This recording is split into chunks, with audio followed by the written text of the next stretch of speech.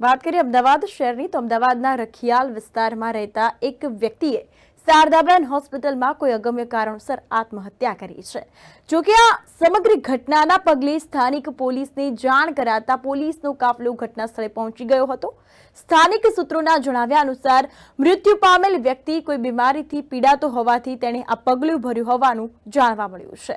તો મૃતક યુવકની આગળ પાછળ કોઈ પરિવારજનો ના હોવાથી સ્થાનિક લોકો દ્વારા અગ્નિદાહ આપવામાં આવ્યો હતો અને માનવતાનું એક અનોખું ઉદાહરણ પૂરું પાડ્યું હતું।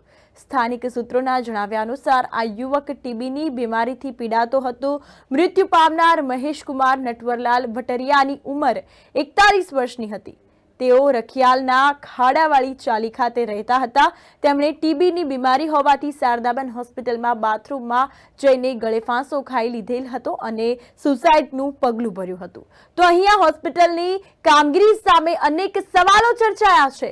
ઘટના બની ત્યારે સિક્યુરિટી સ્ટાફ, ડોક્ટર કે નર્સ પણ ઉપસ્થિત ન હતા તેવી માહિતી મળી હતી અને આ સમગ્ર મામલે પોલીસે વધુ તપાસ હાથ ધરી છે। મારું નામ કુંદન છે।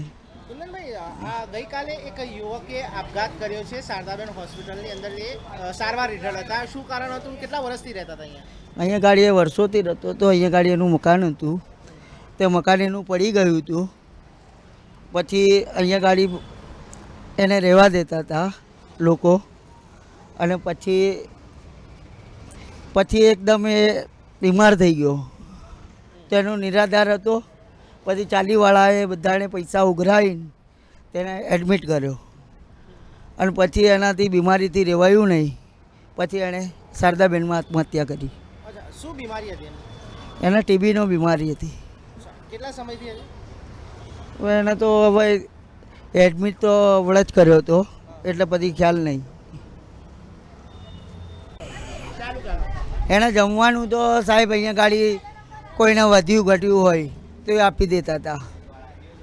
અને પછી એ વર્ષોથી અહીંયા ગાડી રહેતો હતો। એનો જન્મ જ અહીંનો હતો, પણ એનું મકાન કટિંગમાં ગયું હતું। પછી અહીંયા ગાડી એ છૂટક મજૂરી કરીને ગુજારણ ચલાવતો હતો। એમના પરિવારમાં કોઈ આગળ પાછળ જોવા આવતું? ના, કોઈ નહીં। જ્યારે સુસાઇડ કરી ત્યારે અમને કઈ રીતે ખબર પડી? એ લોકો અમને રાજકોટમાં કહેવડાવવામાં આવ્યું કે ભાઈ આણે સુસાઇડ કર્યું છે, એટલે એ લોકો આવી ગયા હતા।